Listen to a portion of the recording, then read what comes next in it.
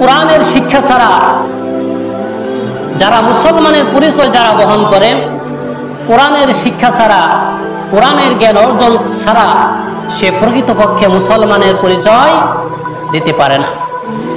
কোরআন মুসলমানের পরিচয় বহন করে। আমরা পৃথিবীতে দেখি বড় বড় অনেক ধর্ম রয়েছে, ইহুদি ধর্ম, হিন্দু ধর্ম, খ্রিস্টান ধর্ম এবং ইসলাম ধর্ম। তাদের ধর্মের যে কিতাব রামায়ণ, মহাভারত এবং বেদ, এই সমস্ত বিষয়গুলো তারা যদি নাও পড়ে, তারপরেও তারা হিন্দু থাকা যায়, তাদের কোনো সমস্যা হয় না। এবং বৌদ্ধরা, তাদের একটা কিতাব আছে, তাদের কিতাবের নাম কি, বইয়ের নাম কি, ত্রিপিটক।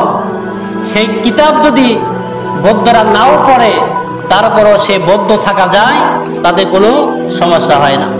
ইহুদি খ্রিস্টানরা, ইহুদিদের তাওরাত, খ্রিস্টানদের বাইবেল, তারা যদি এইগুলা নাও পড়ে, এইগুলা অনুসরণ যদি নাও করে, তারপরেও তারা ইহুদি পরিচয় দিতে পারে, খ্রিস্টান পরিচয় দিতে পারে।